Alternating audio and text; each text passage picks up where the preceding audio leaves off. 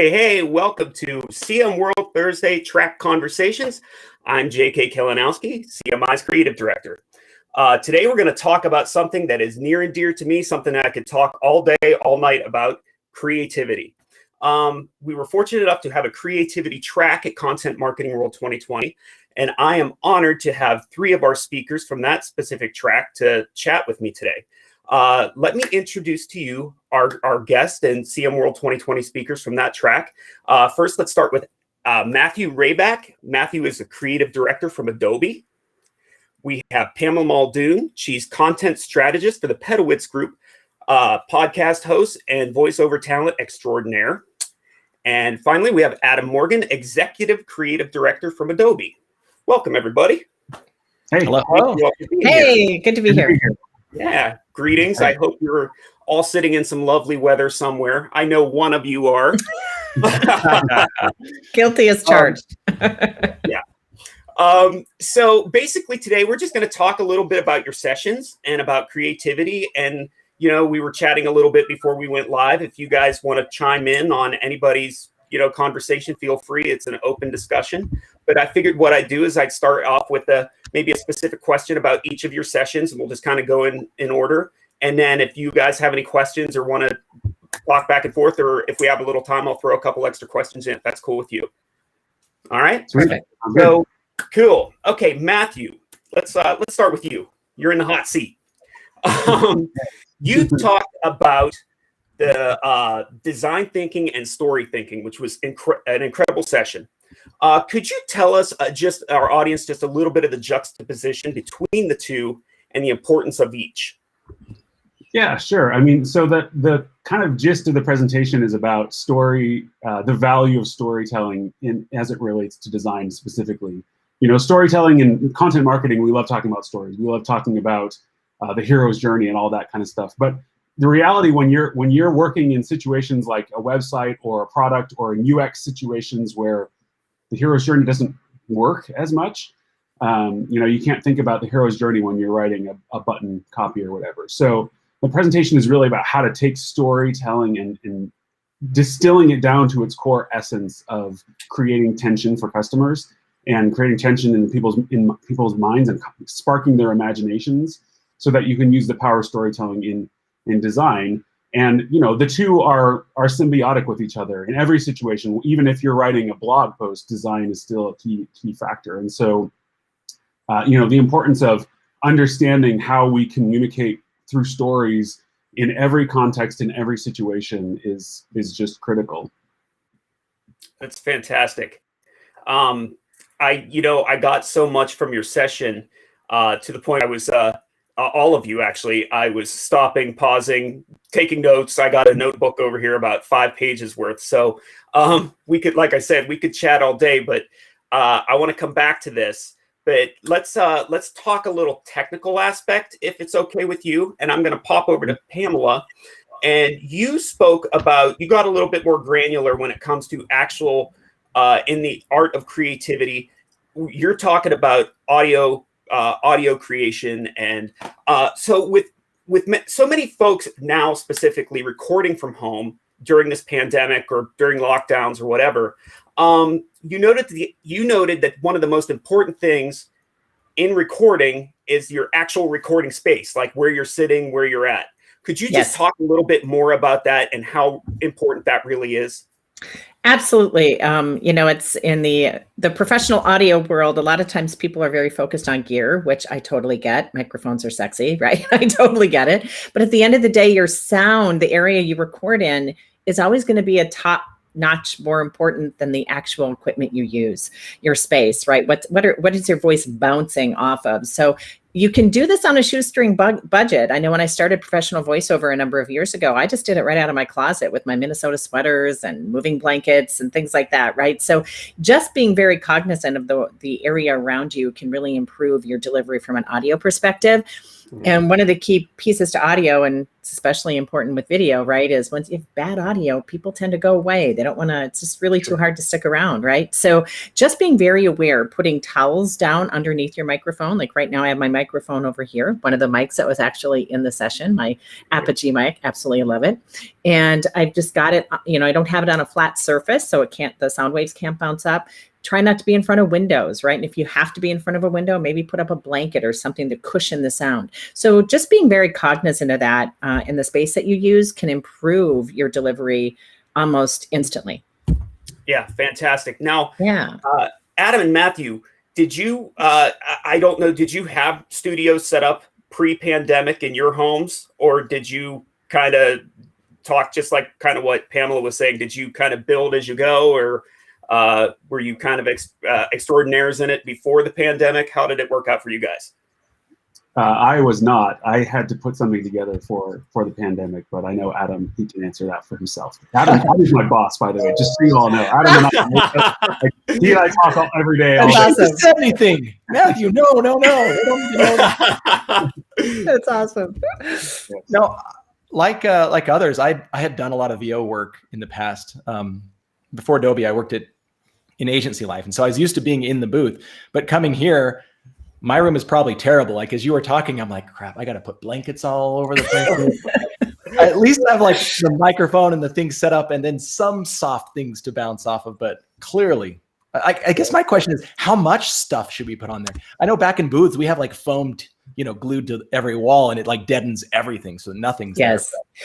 It's a fine line, right? Because you want it to be soundproof, but not dead. Right. Mm-hmm. So there is a line. And of course, as a professional voiceover, I work with techs in this arena when I have I miss my professional booth, which is in storage as well.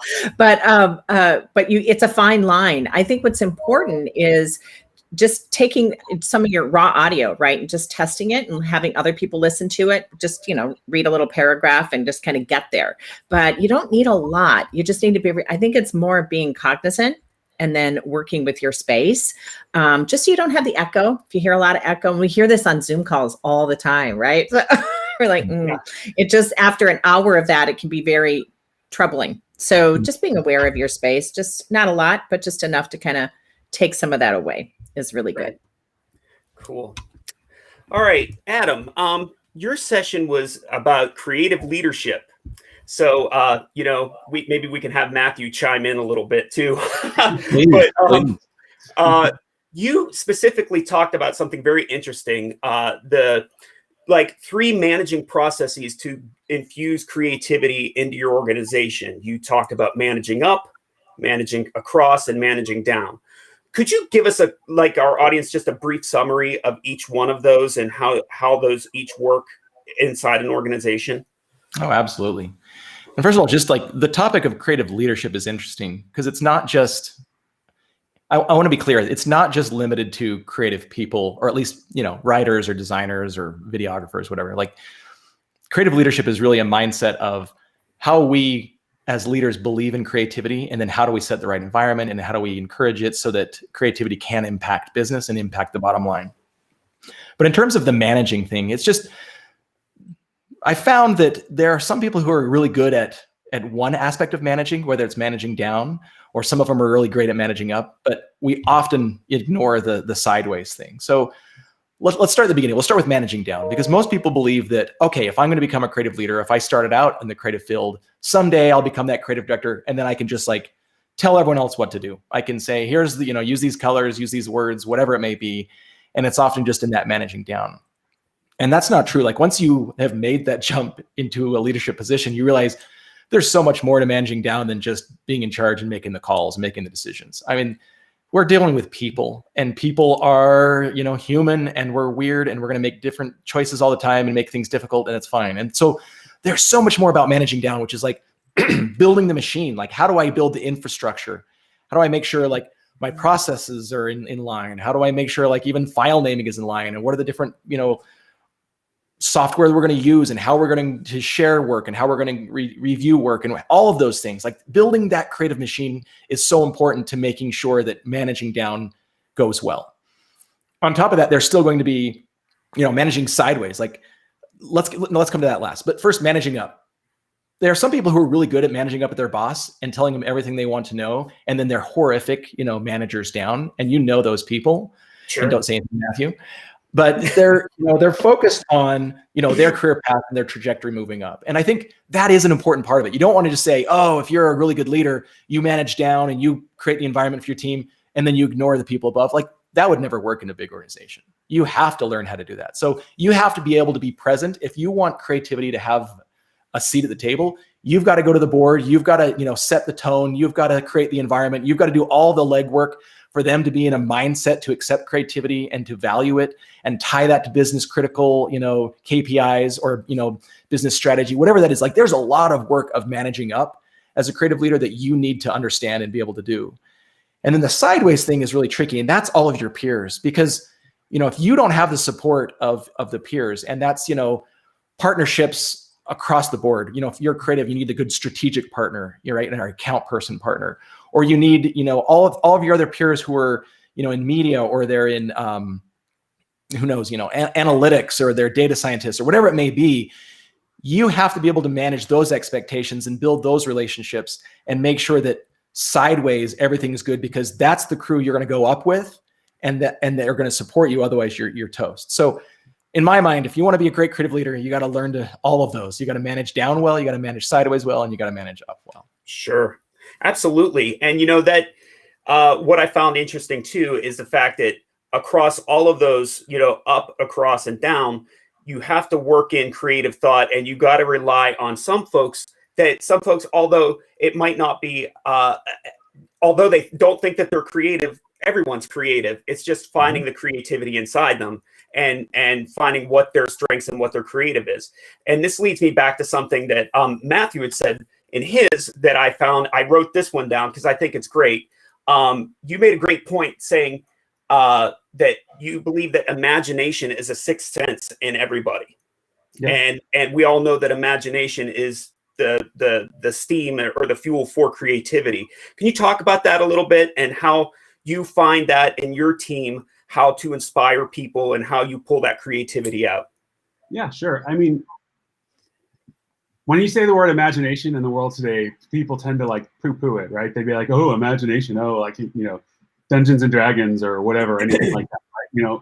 And the reality is that imagination is actually a fundamental part of what makes us human beings. Imagination is our ability to see beyond ourselves, our ability to tap into the world around us, our subconscious, all those things, and imagine new things. So when you think about having empathy for someone else, that's imagination. When you think about thinking of a creative idea, it comes from having imagination. And imagination is sparked by newness, by tension, by relationships, measuring relationships between different and new ideas, right? And so when it comes to inspiring people on a team, or in my team, or inspiring others to be creative, it's about finding the right opportunity to introduce that moment of tension.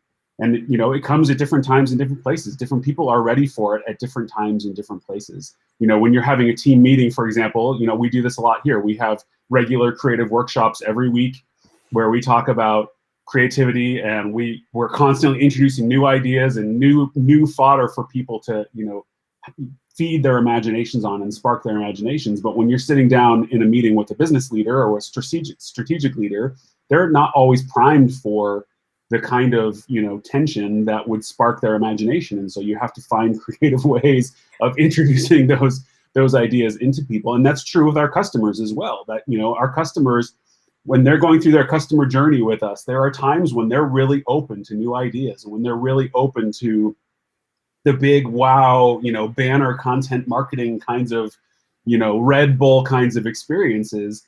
There are other situations when they're, on your website trying to figure out what your product does, trying to figure out how to do X, Y, Z, where they're not in the same mindset, and they're not open to imagination or creativity in the way that, they are in other situations. And so it's a challenge then to really understand them and really understand their mindset, so that you can then spark the right tension that then gets their imagination running and gets them moving in the direction that you want them to go.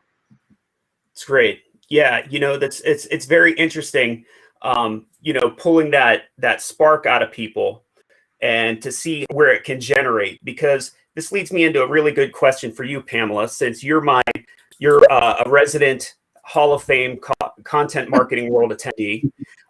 You were there at numero uno all the way up through. Yes. Now, with the uptick in podcasts and more audio apps like Clubhouse, quality in the audio world has changed, obviously. But just kind of going off of what Matthew said, like, can you think back at Content Marketing World #1 to Content Marketing World of 2020, and just think of not just the quality, but the creativity behind audio content and where it started back then to where it is now. And I mean, obviously we all know we're dealing with a lot of, me included, a novice, because it was brought on by the pandemic, and now I got to stand in front of a camera or talk into a microphone. Right. But you saw a lot of that growth before we were all forced to do it this way. So could you talk a little bit about that? Oh yeah, it's, first of all, 10 years. Where'd that go? So just so you know, JK, I think you're going to love this. In 2011, when you guys had the first 600 plus of us there at the Renaissance in downtown Cleveland. The reason I was an independent consultant at the time. So anybody who's independent consultant, we write our own checks, right? For all the things, right? The deciding factor for me to go to the first one was Kevin Smith, Smodcast, because of all that he had done for podcasting in that year or that time frame. He was really I get goosebumps just thinking about it. So when you think of that, was the reason I actually, wrote the big check, right, to come see you guys in Cleveland, and how it's come 10 years. First of all, the flattening of technology has been phenomenal to this particular medium, right? When I started podcasting in 2009, I still had to explain how to download a podcast to my business audience. Like, that was just a foreign concept to your atypical, not necessarily to marketers, but to a lot of the business world, right? Talk about tension, right? Oh my goodness. I really realized you had to go all the way to the back of, you go here and then you go here and then you can't. We didn't have Apple Podcasts as a standalone app back then. You had to use your iTunes. You had to, and if you didn't have iOS, you had to know what Overcast was or what Stitcher was or all these other wonderful programs that were kind of launching around that time. But it became such a learning curve of just getting an audience, right? Just getting an audience. So if you just think about that fast forward of a decade, wow, look where we are today with just access, information, and just understanding how that medium can be a part of everyone's lives in today's world. Sure. Where it's really come is how many amazing people have really latched onto it. I believe it's always been the most intimate form of content that we can provide, right? You're right inside their earbuds. It's one-on-one. I have a DJ background. I'm started out in radio. So for me, this was just a natural space.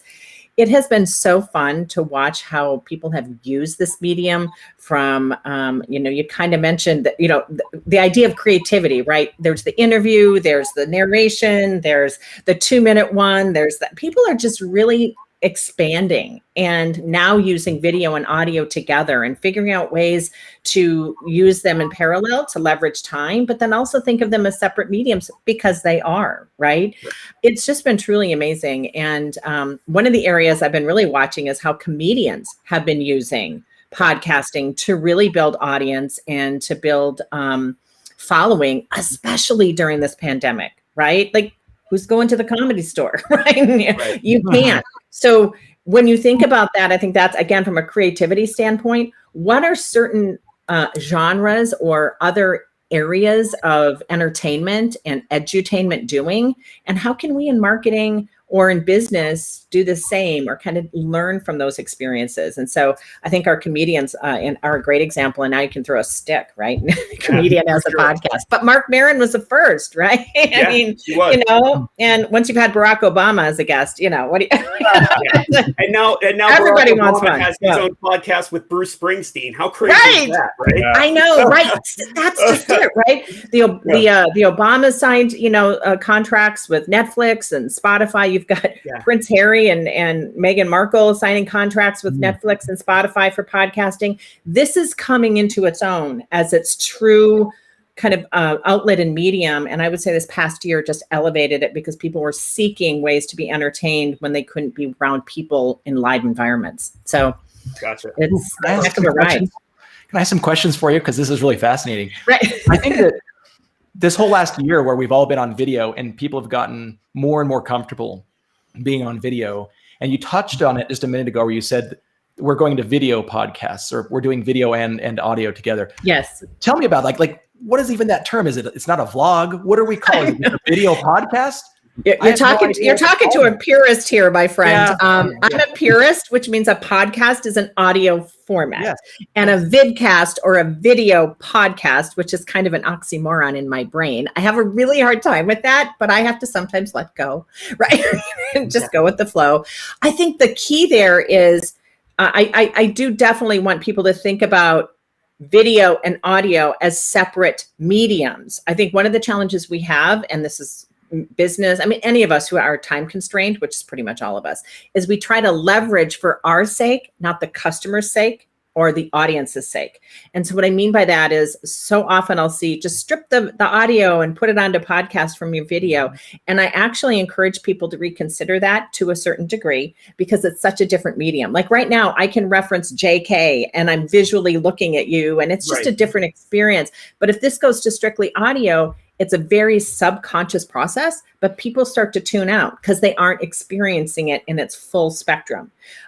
So the names of these things are just the most challenging. Fortunately, the word blog did not stick around for too long. I think that was a short-term concept, but I call it a video show or a vidcast or a video. So make sure people understand it's video versus audio, because that may also, how they want to intake it may affect how they participate in your medium of choice as well.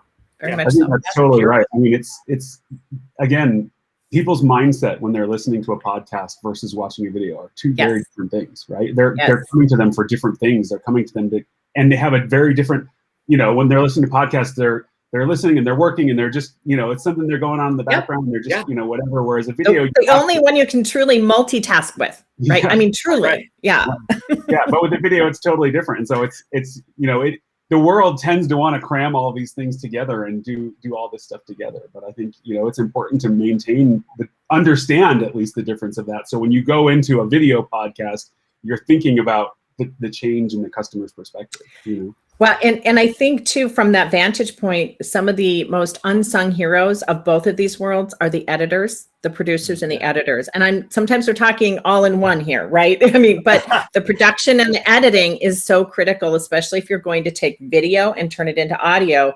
Really listen to it without the video and use your editing or outsource your editing skills to somebody who can make it more amenable to an audio experience. That is perfect timing, because we just got a comment in from one of our Facebook users that says, my executive director has asked me to turn 40 videos into podcasts. This is a good point. So yes, listen to each of them and edit. Or going kind of like what Matthew was saying, is it really going to and you were all saying it's really going to transfer over well, because it's so right. Like, the visual cues that you get from watching a video and a conversation between two people compared to listening to a conversation between two people, it's exponentially different. So it will be interesting to see how this gets stripped out and how it works. Yes. I'm totally guilty of it. Like I do my own video podcast and I always just pull the audio out and make it a podcast, but yikes, now I'm second guessing. Should I, what have we done? Do I need to record just the audio and just make it just a podcast and then do a video stuff later? It's listen back from the experience of pure audio and really appreciate what that sounds like, right? And to that point, I think, again, the question to ask, especially, we're learning, pandemic definitely brought this to like 500%, the customer-centric experience, right? The customer experience.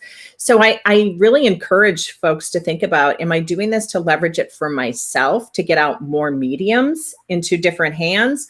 Or am I doing this because it's really an opportunity to embrace my customer from this medium, right? To really give them a really great experience. So sometimes we have to spend a little more time and money to do that, but Yeah. It's a choice. It's totally a choice. Right? And I think it's true for all kinds of content, honestly, Yes. Beyond. I mean, this conversation is true. I mean, this is something that Adam and I deal with all day, every day, which is, business teams who are just thinking about efficiency, right? And are just thinking, well, we just created this one piece of content. Let's scale it to everything. And well, no, we created it for this purpose, and we're telling this story to this audience in this context. It doesn't translate over here, or if it's going to translate, we need to do some work to make it translate.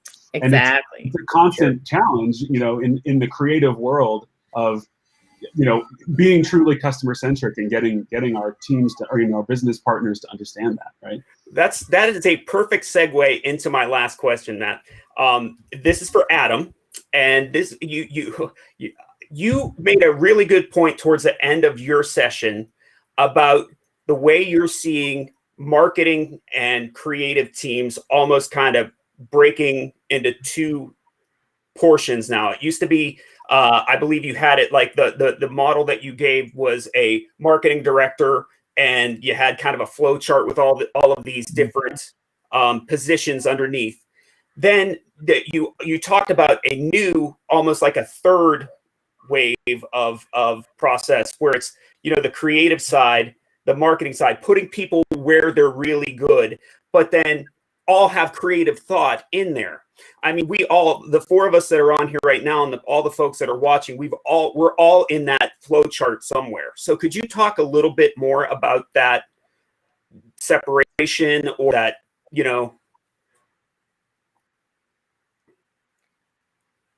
Can you hear me? Yeah, there you go. Okay, go ahead. Slow down a minute.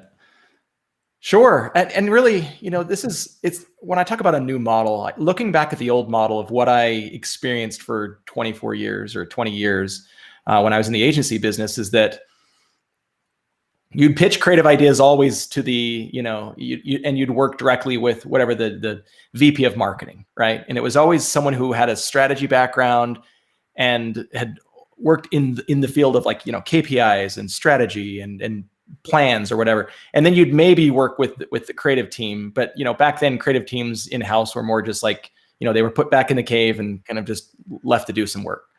And I think the world has completely changed. Like when the design-led movement kind of hit the stage, it changed everything, because suddenly design had a seat at the table, and we had this value of, all right, design can impact the bottom line. We need to elevate it more. It's no longer, just for the back, the back cave.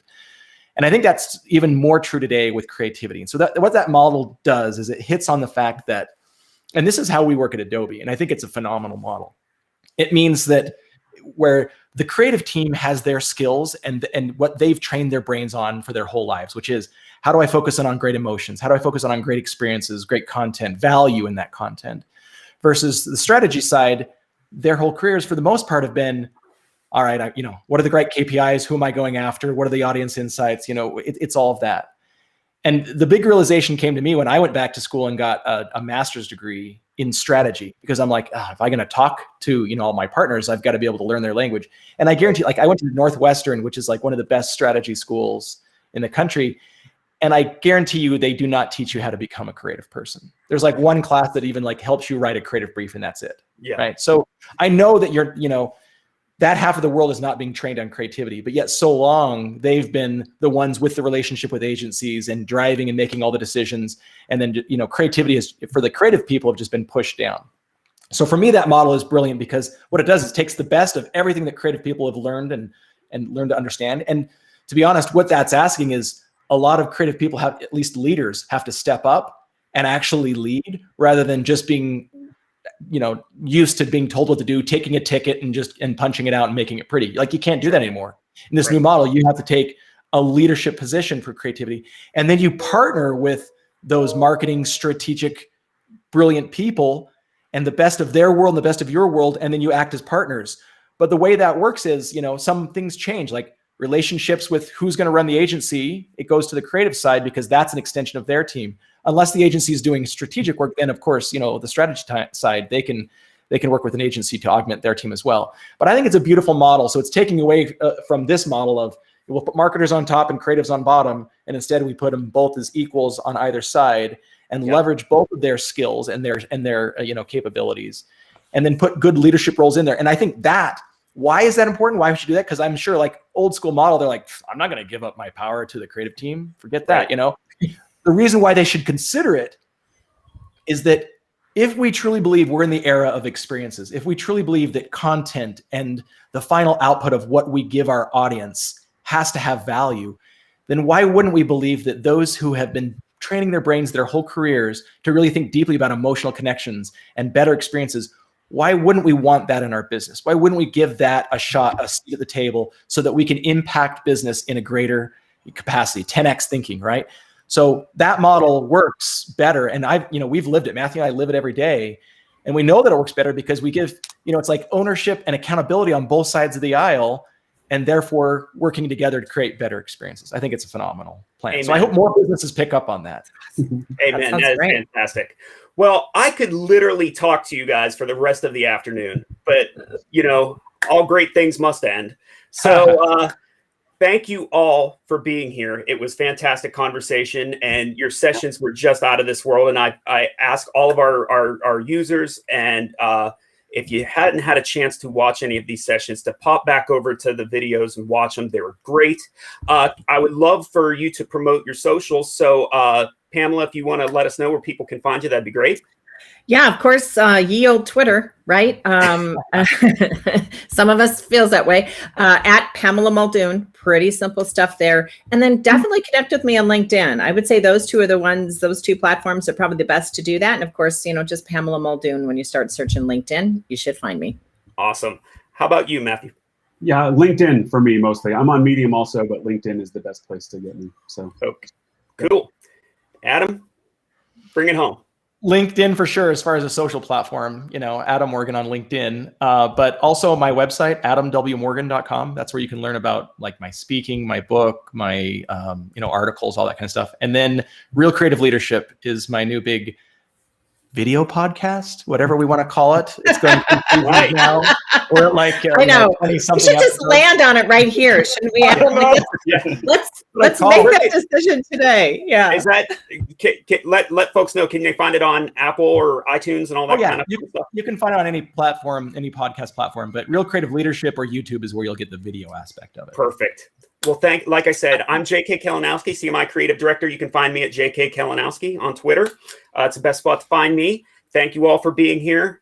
Happy end of pandemic, hopefully, and we're getting to a light at the end of the tunnel. And enjoy your spring. Take care. Thank you. Bye-bye. Thanks, guys. Bye. Thank you.